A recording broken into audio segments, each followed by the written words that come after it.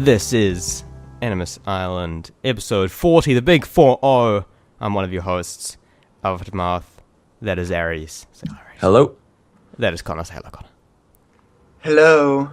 We have a big episode lined up this week, and because it is one of those key multiple of 10 episodes, we've got a whole bunch of questions from you guys, the listeners, all about different things. Some of them relating to Syndicate, some of them relating to us. Then we're also going to talk about Chronicles, Jack the Ripper, and Syndicate's progression. So many things. It's all coming out at once. So many things happening. A very busy time the holidays are, as always. Lots of things happening. Tons of things happening. So much things happening. Oh my god, there's so much happening. Now, before we get into the meat and potatoes of this episode, we have a bit of an announcement to make. This is actually you two's. Is that a phrase? Can you say that? You Yeah, I think so. Your last episode of this. Would you like to explain what that's all about? Yes. So, Lawson, Connor, and I, the three alternate members of AI, have come up with a neat, completely different show idea from Animus Island, and we're thinking, we really like AI. It's a show that should exist within the AC community, but this other thing's also really, really freaking cool. So the best solution was we do the new thing. Nick mans the fort with AI, or Aftermath, sorry, illusion breaking. And we can have, instead of one show changing or doing other things, we can branch out and more stuff in the community and have opportunities for more people to come in, and Animus Island will get some new hosts. Our new show will have more contributors, and that will all be well and good, and we can share the love.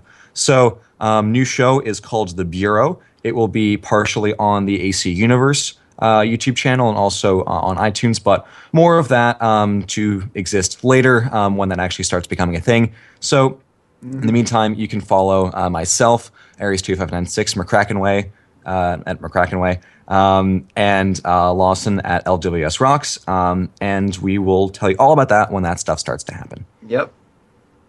We have some questions here. First question comes from Katie, aka The Cliffhangers, and she asks, where would you rank Syndicate compared to all the other Assassin's Creed games? I don't think we've talked about this just yet. We kind of touched on it on our first impressions. But now that we've all thoroughly played through it a bit more, where would you guys rank Syndicate among the other AC games? Well, it's pretty high up for me. At launch, it was standing as my favorite, probably because of the novelty. Right now, it's still probably up there as my favorite, but I'm cooling down on it a little bit, I think. Just because, it's not as new anymore.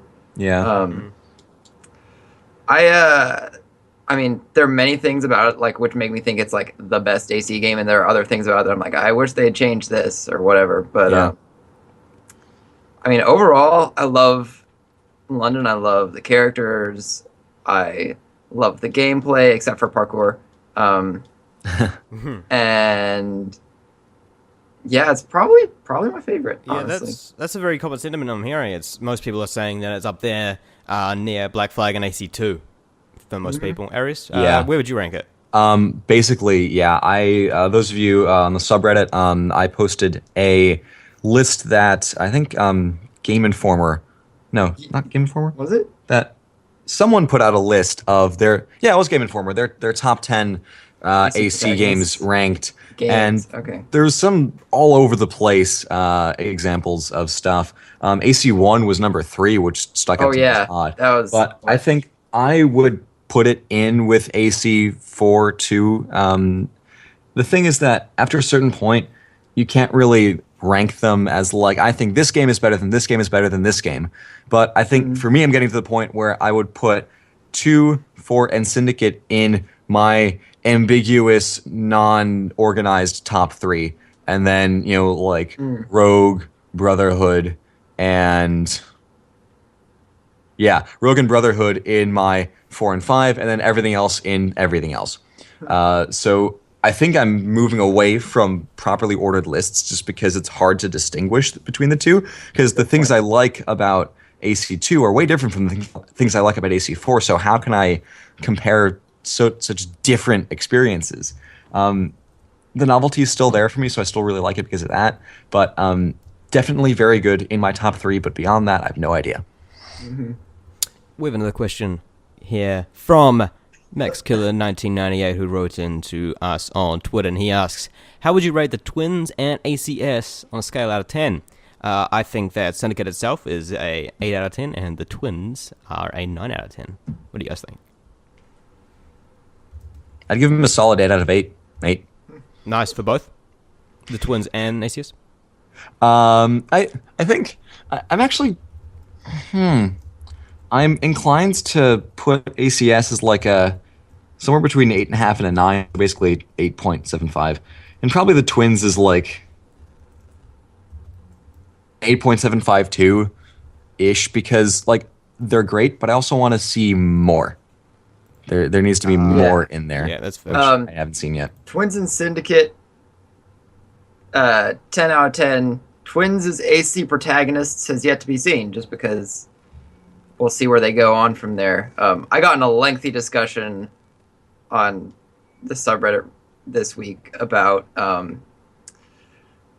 it. Essentially, like one person was like, I really want to see the Twins come back, and there was one person who, you know, said the thing that a lot of us do say, and I've said things like this before, but, you know, Ubisoft has confirmed that they're no longer doing continuous character narratives. They're not, like, returning with characters. They're always going to a different place. And I just responded to that comment, and I was like, and I think that's a poor choice for several reasons. And that just ballooned. That went into a discussion about whether the modern day is enough of a continuing narrative to still hook you in.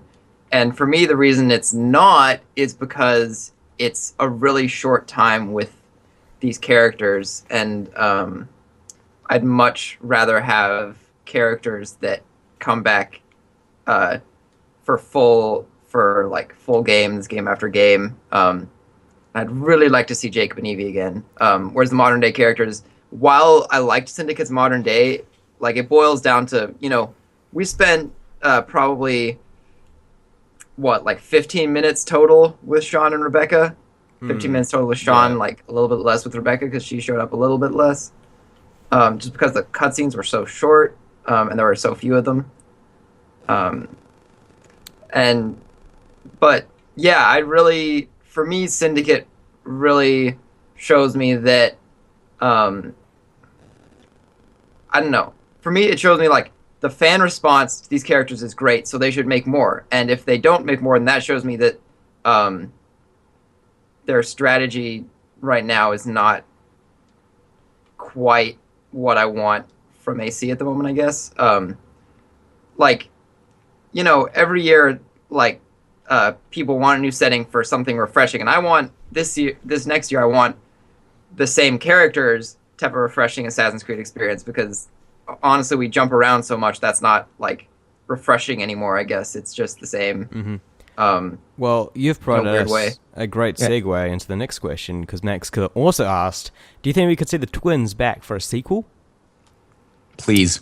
I definitely don't think next year, but perhaps in the future. I don't know where they would fit it in, though. We'll have to see how Jack the Ripper slots in with their stories. Yeah. Perhaps after or in that gap between Jack the Ripper and Syndicate, we could do it. Yeah, I definitely think Jack the Ripper makes it less likely, just because it does take place a significant amount of time after the main game.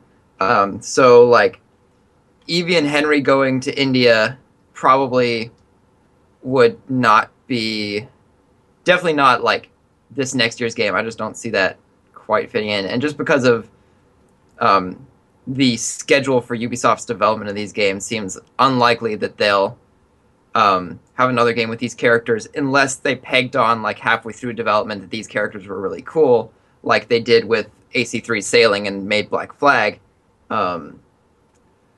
But since they seem to be determined that they're not repeating characters, I think it would definitely take a whole nother cycle to see these characters again if we do. Just because they, like, with Connor, they were like, we're going to float this guy and we'll see if people like him. And he was very mixed, so I guess they were just like, okay, we're never going to take risks with characters. We're always just going to have a new character every time. We're never going to have a multiple game evolution with them. Well, you say that kind of was mixed, though, but from the mainstream audience, it really wasn't mixed. It was overwhelmingly negative. From the hardcore audience, it was very mixed, and a lot of the hardcore audience actually really liked Connor as a character, but the general market definitely did not like Connor one bit. Fair enough, but I still think, like, I don't know, because there are definitely characters in games that have received they've been received poorly, but you like developers stick with them, and I don't see why Assassin's Creed doesn't do that. Because you can, over the course of several games, like you can have a character grow and evolve. Where if you were especially if you're planning to have several games with that character, you don't see them grow and evolve in one game. So it's, I don't know. I feel like that's a circumstance of like not sticking to your guns, like just like caving to, oh, people didn't like it, we'll just not do that. An interesting piece of news that came out this week was Ubisoft China announced that they are helping out, specifically Ubisoft Chengdu is helping out to produce Assassin's Creed in the future. A lot of people jump to believing that it'll be 2016. I'm not certain that it will be AC 2016, but to rule... Not if they just jumped on. To rule Stars, do you think there will be another AC next year? And I think there will be, although probably. Chengdu, I'm not sure. I don't think they announced it because they only just started working on it, but they announced it because it was like a Chinese gaming conference. And now they're allowed to talk about it. And we knew Quebec was going to be doing what would be Syndicate long before even Victory was leaked, right? Yes, I believe so. I think so, yeah. Yeah. Like during Unity's marketing, because people were like, this game, everything's a bit tired, and so they were like, we're going to spice it up a bit. And so, yeah, there probably will be an AC 2016. Yeah, I don't think that's even a question at this point, whether there will be an AC game for the next several years. I think, especially with Syndicate's reception, I think it would take several consecutive years of really rough games to really kill it. I don't think it will. Also asked, do you think it's time for AC to reinvent itself? Do you guys think this series is going to get stale? I think it's mid-reinvention, honestly. I think the changes that were put in place in Unity point to an understanding of what has to be done to make things work better. So the way that the system's played in terms of how, we'll get to this later, but perks and skills and stuff like that worked really well. Customization was good. It was straightforward. The way that items unlock based on level was really cool. There's so many really, really good things about it. Combat was great. Navigation was good to great. I think if they continue along the path that Syndicate has put in front of them, that we can have a lot of really good games coming out of this the next couple years. If they decide to go and cock it up and make an entirely new engine next year, then we'll see how that goes. But I think since we're on an engine that we know works, and we're just kind of running through the console generation right now, I feel like we're going to be okay. In the news this week, Assassin's Creed Chronicles India and Russia have finally been given release dates. Finally. January and February, respectively. Very interesting that they are doing it almost very close to being a complete year after Chronicles China. Was that March? It was April. It was April, yeah. So 2 months shy, I think. Yeah. That's very interesting given that the original language given in the press release around when China was re-announced, it definitely sounded like, I think they definitely said they will all be out before fall 2015. So there was some delay going on there, but it's good to see that it wasn't completely cancelled, and I hope that we'll see some good stuff. There were several screenshots that were released as well. People are saying that it looks a lot better than China. I personally can't tell that from screenshots. Yeah, because that's not... For China, my main complaint was not how it looked. I don't know if you guys felt that way, but my main complaint was the story. Oh yeah, China was definitely one of the most beautiful games I've ever played. It was beautiful. It played really well. My only complaint was like this story is boring. And confusing. Not just Yeah. boring, but unintelligible. Yeah. I Yeah, think I can't tell the difference in how it looks. Maybe the graphics engine is stronger. I'm a real big fan of the visual design for India and Russia, as well as with China. I think they're all just really beautiful games. so I have a But for me, fix the story and you got a great game. yeah. Speaking of that, like what now that we know that they're definitely coming back out and they weren't canceled, what do you think took them the extra time since they did initially say like within the year? I actually think that it might have been the reception for China.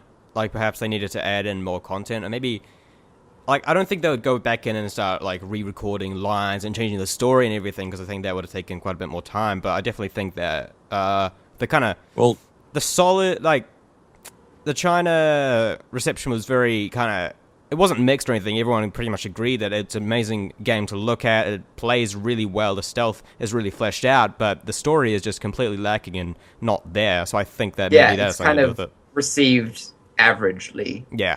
But you said that it would have taken a really long time to rewrite and record a bunch of lines of dialogue, but it was a year, so it did. So that is, I think, something that would have been possible. Yeah, that's fair enough as well. Like, I mean, I don't know how long. I know how long the regular Assassin's Creed games take to make, because that's like 3 years. But with these smaller, Yeah, Chronicles these are games, different. We don't really know. I'm not sure. one other thought is that they might not have had those lines recorded by the time they had China's reception. Oh yeah.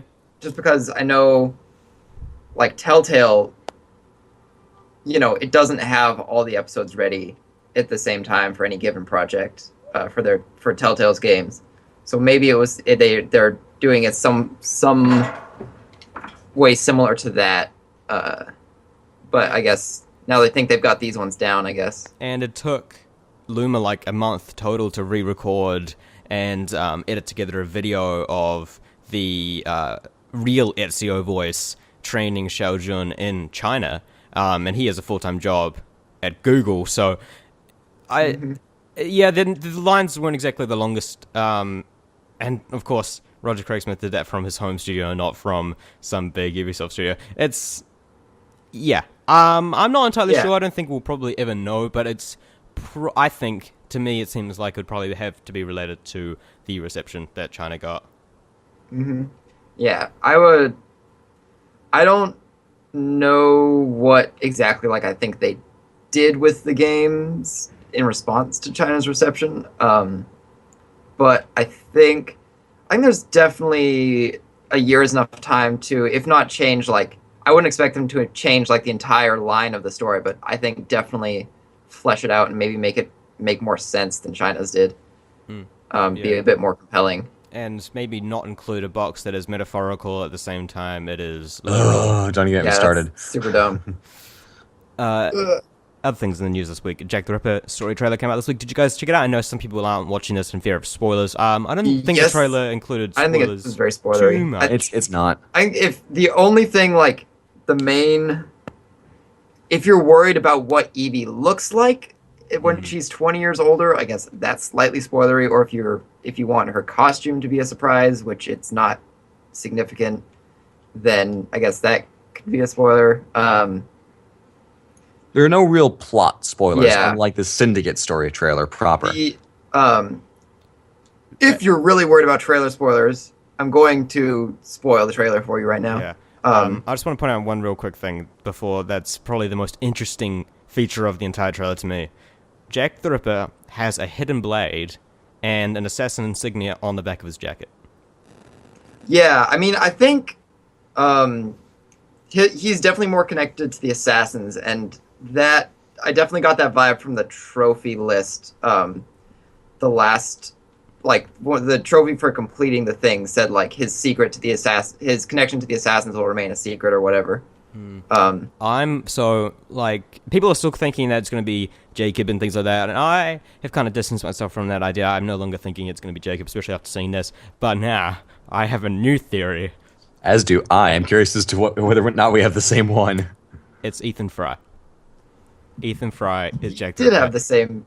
That was my very first theory. I haven't vocalized it because I think that still wouldn't quite. It would make sense with the shroud, but I'm still not sure where they're going with this. So Well, it would One be a line great... that got me thinking was Jack says something. Let me see if I can actually get the right line. But he says something about a reunion. Yeah, the one thought for me that, because that could refer to Ethan Fry, but it could also, just from a perspective of like people who've played the game, we've not met Ethan Fry in the game, so it might not be as compelling to have Ethan Fry. Yeah, it would be still. slightly hollow. Yeah, But I mean, he's a pretty good posthumous character, but we still haven't met him. We don't really know what he's like. I haven't read Underworld yet. I'm saving that for the plane that I'm getting on a week from now, but I have it now. I'm just not reading it yet. I think it could be. I was thinking for a split second Starrick, because that'd be kind of cool. But then I realized all the myriad things that are wrong with that theory. Yeah, I'd like to think it was Ethan, if even if it would be a little bit of a hollow insertion to the plot. I think it could work because he has a Cockney accent, so definitely not Jacob. But I think Crawley is a little bit out there, more in the probably Cockney zone. Although I'm not an expert on a bit more estuary than British lingual patterns. I I'd love to see that kind of thing. I think maybe George, but we don't really know enough about him, and I think even though George is actually in the game, Ethan still plays a much larger role. I think that it also would, if it is Ethan, it would also explain the focus on Evie, because it would be Evie's final test. Yep. To make sure that she is like finally has control over her emotions, as like the expert assassin has gotten past focusing too heavily, perhaps some might say too heavily, on her father's teachings. You know on what? assassin ways. You know what else could relate it to Evie? What else could relate to Is Evie? if they go off to India and Henry Green gets deaded. Dun dun dun. And man. That'd be cool. That would like That explain. wouldn't be cool. That would be sad.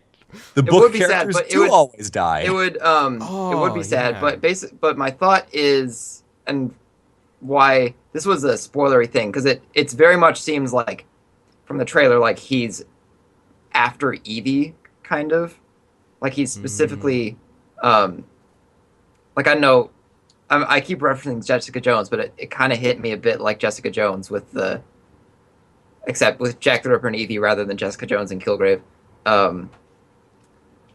And I think it would make sense to have, like, if Henry Green gets deaded and there's some piece of Eden in India, or they come back to London and get the Shroud, then I think it would make sense since Evie's, accepted her emotions at this point from the end of Syndicate, it would make sense kind of for her to act a bit rashly in this instance and try to save him and then get this screwed up shadow version of him.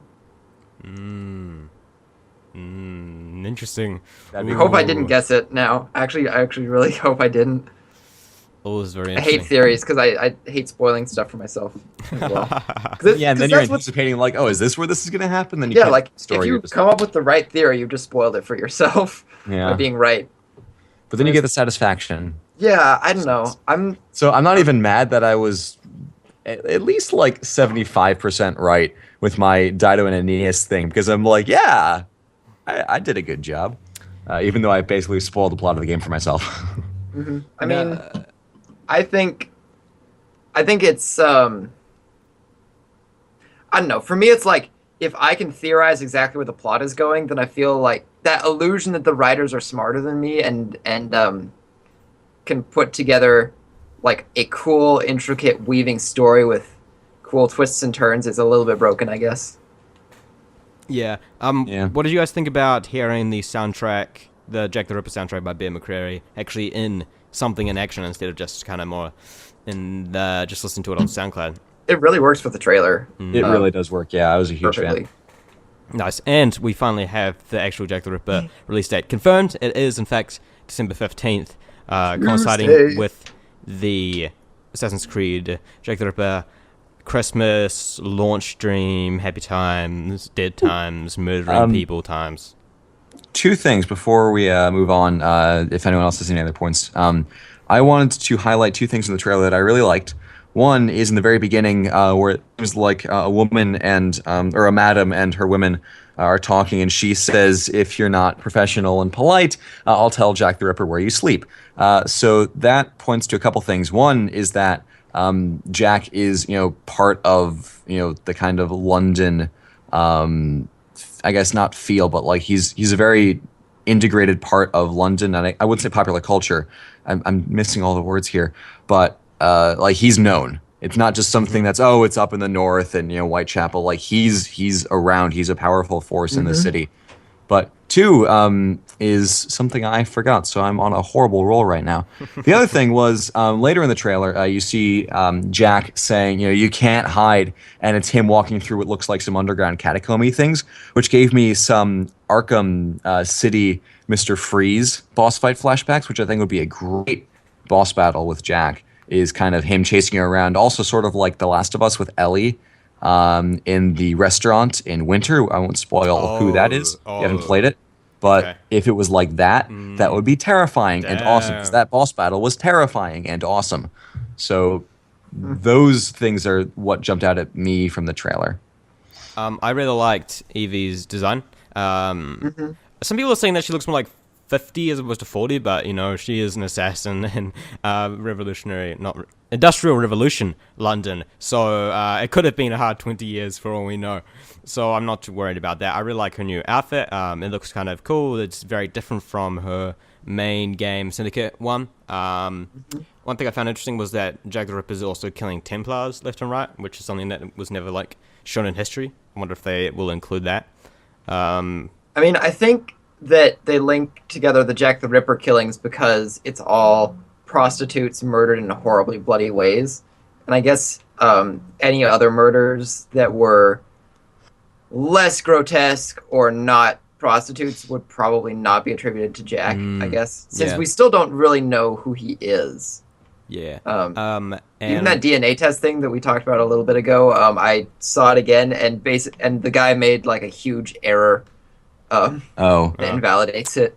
God damn it. And yep. Yeah, it's very interesting. Some of the camera angles behind where we look at Jack in this trailer definitely makes me think we'll play as Jack at some point. That would be an interesting little twist. But don't you guys think that when you saw some of the camera angles, some of the camera angles were over the shoulder? It looked a lot from his perspective in certain cases. I'm trying to find some specific shots of it. And he's doing air assassinations and stuff. Oh, yeah. Using corner cover. Yeah. Well. Yeah.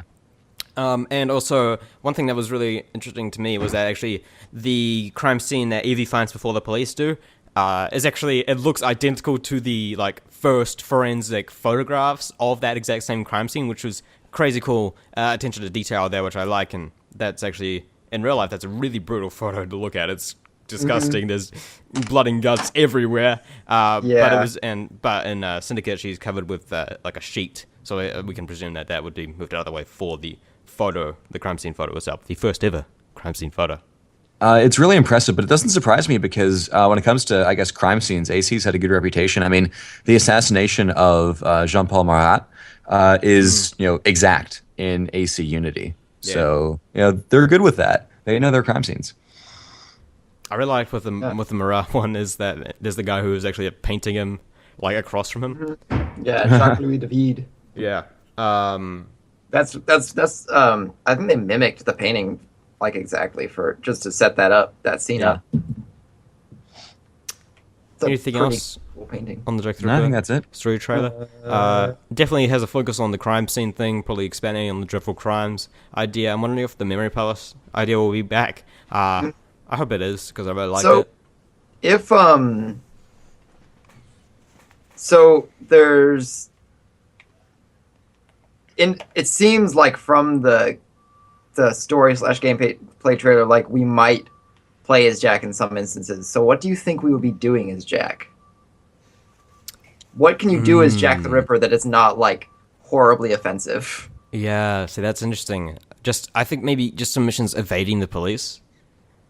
What or if tampering with evidence, maybe? Because there was one where he was running into what looked like some medical office, and granted, he did stab a person, but I feel like if there is something kind of an inverse angle to the one with Jacob and soothing syrup, we were kind of going in to mess with everything. That could be something that's not too button pushy and not too grotesque, but also is like, ooh, you're Jack the Ripper. That's novel. Or what about like planting the letters? Because we know that Jack, or supposedly Jack, wrote some letters to the police, like kind of taunting them. So what if we could like plant those, go right outside Scotland Yard and throw it in the letterbox and walk away? That would be a cool little. All the way in the Strand, huh? Yeah. Yeah, like, but see, I think that, I don't know. See, I would be. I'm interested. I don't know what I think about it yet. I feel like at least that part. Yeah, I feel like there will be a focus on Scotland Yard because they had a focus in the main game as well, but I think there would be even more of a focus on this one. Yeah, I mean, I was impressed with how much Aberline was in the main game. Yeah. I'm glad he's coming back for. I mean, he was obviously like the guy who investigated these cases, but I was glad to see him featured so much in the trailer. You should also read Underworld. I'm going to soon. Yeah. Anything else on the Jack the Ripper trailer? No, I think that's about it. I will say that, I mean, they build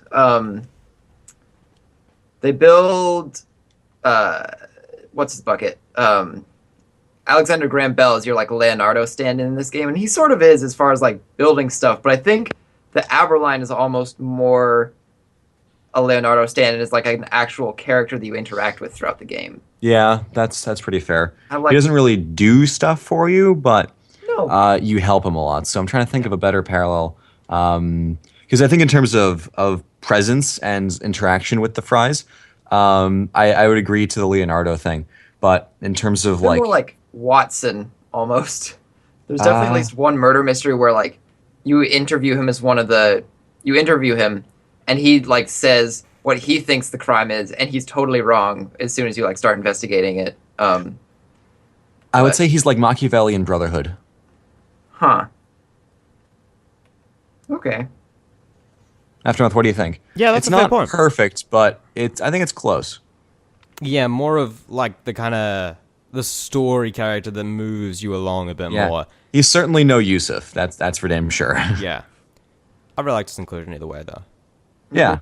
Yeah. He's a fun character. I love the scene where they're on the roof when Jacob's about to go into the bank, and Aberline's like, the Aberline family constitution is very strong. And Jacob just says, Tupin is going to rob the Bank of England. He starts coughing on his pipe. What? That was really funny. I was laughing out loud at that. Oh, man. Now, let's talk about... Ready. Let's talk a little bit about Syndicate's progression and Unlockables. We'll talk about different parts of Syndicate so far, but this is the last. Okay, let's talk about skills first, then. Skills in Syndicate are the trees. I definitely prefer the trees to Unity's rectangles. Yeah. What did you guys think of the skill system in Unity, and what did you think of it versus Syndicate? What did you think about it in Syndicate versus Unity, I guess? The guy who reviewed, I think it's Joe Juba, the person who reviewed Unity or Syndicate for Game Informer, made a pretty good point about it. It feels like in Unity, all the skills were, or at least most of the skills, you took, and it felt like they were things you should have been able to do. Like you were just now learning how to be the assassin that you were in all the previous games. Whereas in Syndicate, it's more like the skills are bonuses to the things that you always should be able to do in Assassin's Creed, like Air Assassinate and Double Assassinate and stuff. I was just about to say that. Yeah. And I think they're really cool in that, and they fit well with Assassin's Creed's kind of vibe of being, you know, a fun, kind of not super hard game. Because that is one thing is I wish you leveled up a little slower in this, or you had to make bigger decisions about which skills to take. Because once you reach level 10, in fact, to reach level 10, you have all the skills, and you can. And I mean, at that point, the twins don't play very differently. They're pretty much the same, except the Eevee can turn invisible. Yeah, I agree exactly. I think in Unity, all of the skill unlocks feel like you're being unchained, wwhereas in Syndicate, all of the skill unlocks feel like you're being given something. That's a good way So to say it. It's look, I'm not holding you back, and then it's look, you have more power. I also think it's cool that the skills are separated between the twins, so you can actually have sort of more skills than you really have, because if you buy different items or if you level up different skills for each character, it incentivizes you to switch between them. So if you level up the same things for both twins, then they're the same. But if you like pour all of Jacob's stuff into combat really early and don't even touch stealth, pour all of Evie's stuff into stealth really early and don't touch combat, you really have a tangible reason to actually switch between them, because you can game a little bit the skill system and put more stuff and actually have a benefit and be able to do more stuff earlier if you really invest, as opposed to just having a broad base of skills. Yeah, like I just finished playing through Syndicate again this week, and I played it through this time kind of purposefully limiting myself, where I didn't go for the money up front from the gang upgrades, and I tried to only level up when I was reaching another sequence. So for most of the game, it did really play more like that, whereas like Evie is more stealth and Jacob is more combat. And that was fun. I just have this in my head. There's this weird divide, because it's like, some people probably want to play the game with all the skills really early and be an awesome powerhouse immediately. And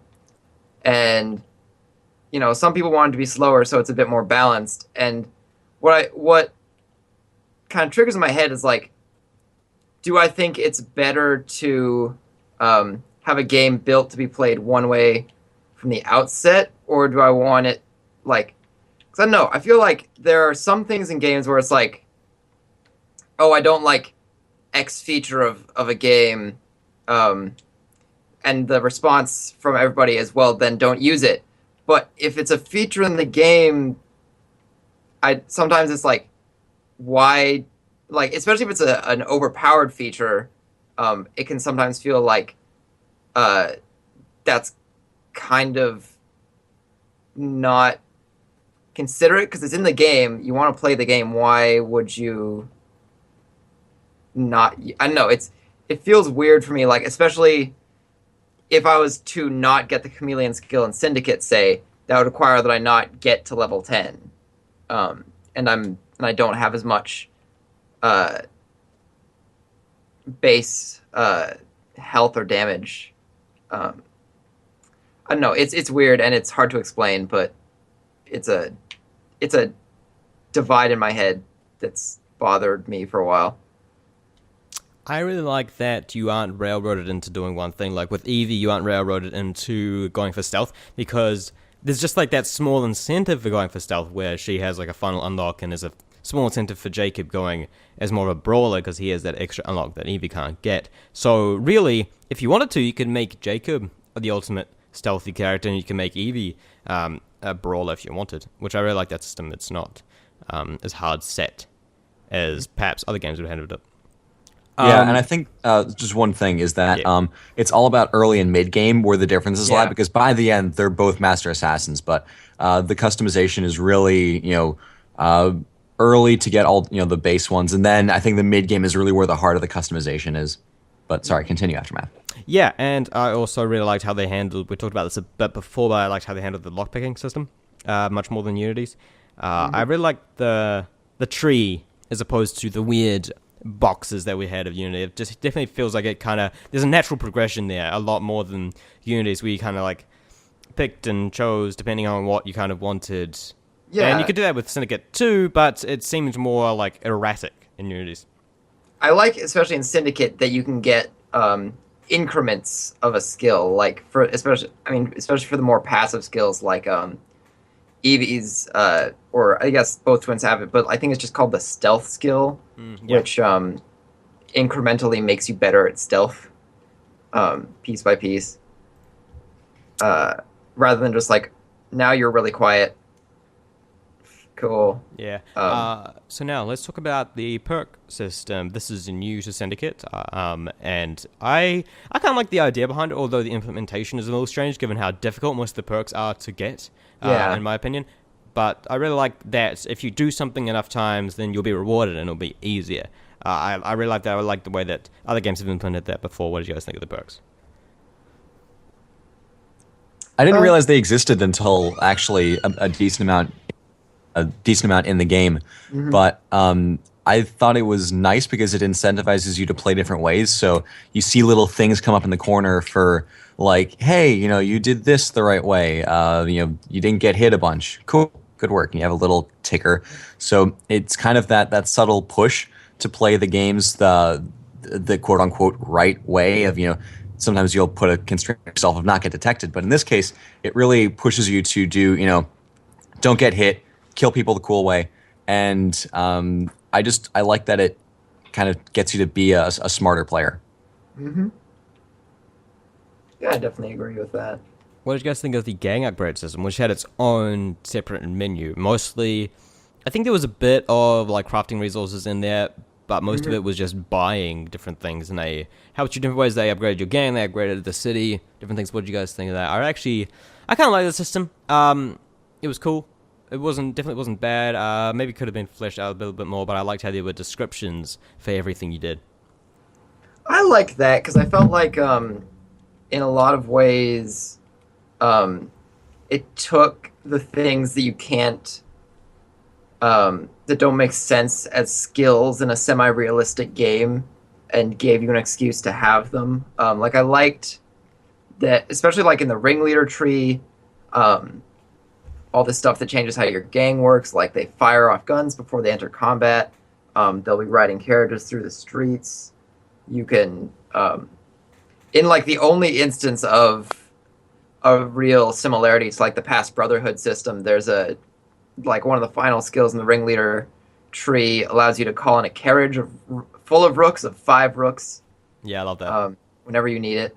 I really liked a lot of them. They're just like ecosystem changes, I guess, is a good way to describe them, I guess. What did you think of the gang upgrades? I wish they were a little bit more explained, as with a bunch of things in Syndicate, but I thought it was cool how it was all kind of integrated into the world with like the money things, for instance. So I would obviously wish it had a physical implementation, like with buying shops in Brotherhood and Revelations and 2. Yeah, especially in Revelations. Especially in the money stuff, which is like like the tea shops in the and clubs and stuff like that. I wish that was more based in game, more of an incentive to kind of dive into the bars and whatnot. But I didn't spend a lot of my money on upgrades because I didn't realize that if you go, one more tier down in the get free money one, you're just swimming in cash. I didn't realize that until the very end. But the ones I did use, like upgrading the rooks and the volley fire one, I enjoyed a lot. Just for the sake of seeing all my rooks pull out their guns and just destroy some poor blighter on a carriage, it was very satisfying. So I wish I put more into them, but what I did get out of it, I quite enjoyed. What do you guys think of the crafting system? This is brand new in Syndicate. There was a system similar-ish to it in Unity, but this is pretty new. I've seen it in other games before, like AC3 had its own crafting system, Black Flag had its own crafting system, Brotherhood had a crafting system, I think, kind of similar. But Syndicate's take is definitely very new, and I actually kind of like it quite a bit. What do you guys think of Syndicate's crafting system? I really like it, especially for upgrades. I really like that way of getting upgrades for your, throwing knife capacity or throwing knife damage and stuff. That's outside of the skill tree. So I really like that there's 2 ways to kind of make yourself better at certain things. I think some of the it can be frustrating sometimes with the gear, especially when you want like a particular type of gear, but you're missing X thing. Especially with some of the ones that are, I do kind of dislike how so many of the schematics for the coolest things are kind of locked behind story missions, especially if you're and that's one problem I have with leveling too fast, is that if you play the game, exploring the open world and doing things, then there are some schematics that unlock based on story progression, and by the time you get to that part in the story, if you're wandering around the open world a lot, you're already like level 5, and you get this level 4 kukri or something that you're like, well, that looks cool, but I have no incentive to use it now because I already have better stuff. So I guess that's one thing, is I feel like it's not quite balanced out the way I wish it was, but it's pretty fun anyway. Yeah, I like the crafting system. It was fun. It's simple. It's not too confusing. What do you guys think of the ads of getting crafting materials themselves? I kind of like that. I felt that sometimes it was a bit difficult to get what I wanted because only some activities give you some of those specific crafting materials only some of the time. But the smugglers' boats, and usually the boats ones on the Thames, gave me quite a bit of crafting materials. Mm-hmm. I had this weird. It was weird for me.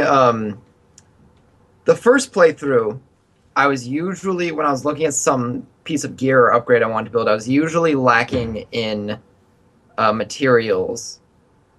But on the second playthrough, I was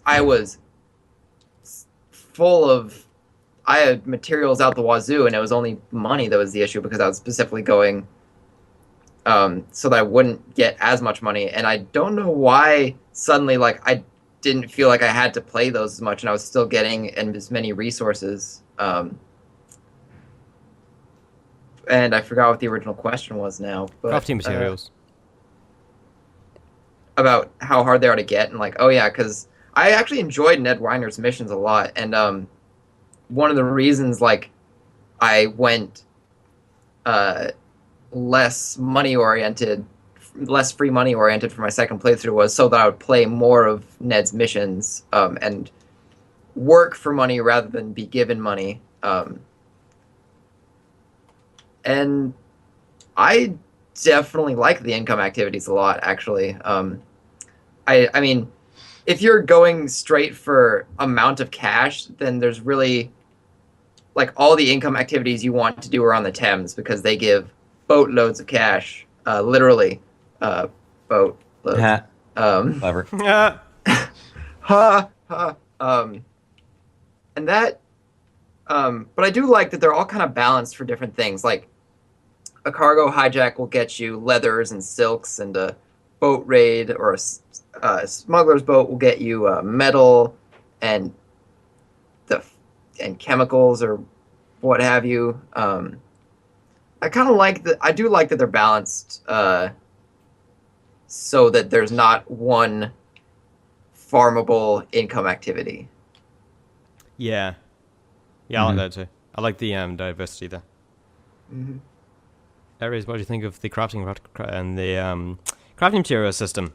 I mostly got my crafting materials from chests because every once in a while I just do a run through and get a bunch of stuff from chests. But I also, in the process of trying to get through the story, didn't realize that going to the Ned Weiner thing and the Robert Topping thing opened up a bunch of activities and wasn't its own set of missions. Yeah. So not very smart. But when I did do that in like sequence 8, I was like, oh my god, look at all this cool stuff I never knew to do before. So I had fun with that. I like that there's just stuff around all the time. And that is, again, one of the themes of Syndicate's gameplay in the open world is just there's always something to do nearby, which is great. Mm-hmm. But the idea of integrating instead of having, going to get specific materials here or there, it's just do an activity and get some stuff for it, I think is nice because at first I thought, oh, there are these 3 materials and they didn't explain them and I don't know what to do, where to get them. It's just, I just go around and do stuff and eventually you'll build up a stockpile of them. So I never really felt like I was like, oh, I need to get, 6 more iron. Where the hell am I going to find those? It's just like, open some chests, do some activities, and you'll get it. So I liked how it was all just kind of there to be found. Mm-hmm. Yeah, and then we have the gear system itself.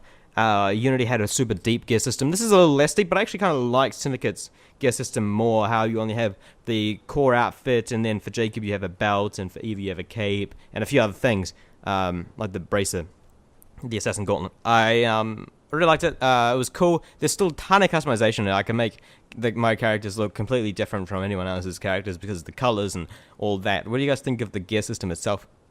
I like. I think it's good.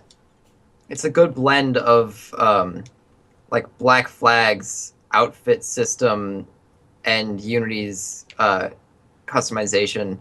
Because I feel like Assassin's Creed's strengths has been designing really cool costumes. And I know in Unity, one of the things that I felt like it was hard to find a combination sometimes of outfits that looked good and did what you wanted it to. So I like that in Syndicate you just have a bunch of cool outfits, and then you have clear pieces that do specific things, like the Assassin Gauntlet always does a damage boost. Capes always boost defense and stealth, and I think belts also boost defense and stealth, but I'm not totally sure. I don't know. I like it as a simplification of Unity's system, where I feel like sometimes Unity's system was kind of not intuitive, especially because they, with those bars all over the place that were kind of nonsensical, and the way certain stats were split between pieces didn't quite make sense. Like, for instance, like the hoods all had the Eagle Vision upgrade, which is fine, but that weird bar thing always shows like this increase in the stealth stat, which I guess it just counts like the increase in Eagle Vision as that stealth stat, so it just gives you better Eagle Vision, but it doesn't make your stealth game necessarily any better, except that you have a wider range on your Eagle Vision. Whereas it was the chess pieces and stuff that had things like reduced detection or increased detection time, so people took longer to see you, or faster crowd blending. So I like Syndicates is much clearer than Unity's system was, is my point. And we don't have any club competitions to get some of the unlocks in it either. Oh yeah. This kind of relates into the DLC that we've gotten for this. What do you guys think of the gear DLC? One of the things I really like about the DLC gear is that it's all level 7, and I think its base stats are level 7 stats, but when you upgrade them, they're usually as good as some of the level 10 stuff. So it's not like Unity where once you get legendary stuff, you have all this amazing stuff, but if you don't like it, then you've got to, play Fashion Creed and, go with something that looks good or you like, but does not give as good stats. Whereas this is like, once you reach level 10, you still have those options for what you can wear and use. Aries, what did you think of the gear system? Similar stuff to what McCracken was saying. I am just a really big fan of the idea of kind of cordoning off gear items by level, because maybe you have all the pieces to craft some super sweet kukri, but it stops you from being overpowered, and it's a nice check against also being underpowered. So it tells you like, hey, if you still have this weapon, you should probably upgrade, because you can see it's a level 4, I'm a level 8, time for a change.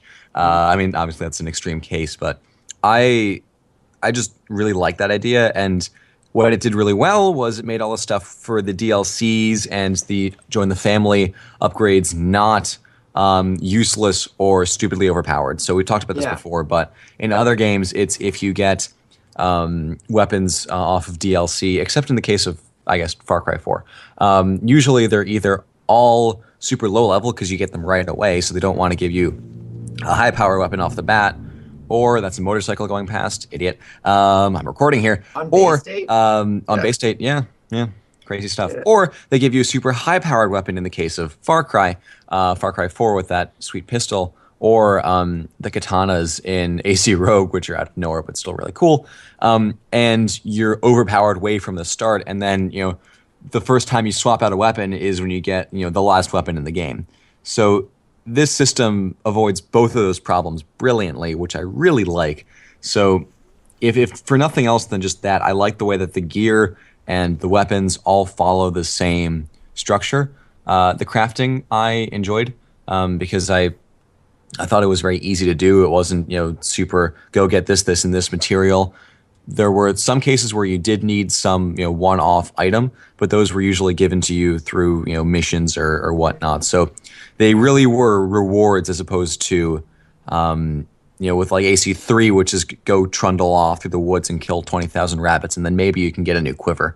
Oh, I liked AC3 though. I liked that part of AC3. I don't know. Well, I think it was too much in AC3. It was a great idea that I just thought was too much for an AC game. I mean, we talked about this more when we talked about hunting, but I liked AC3's hunting system, but AC4's crafting system.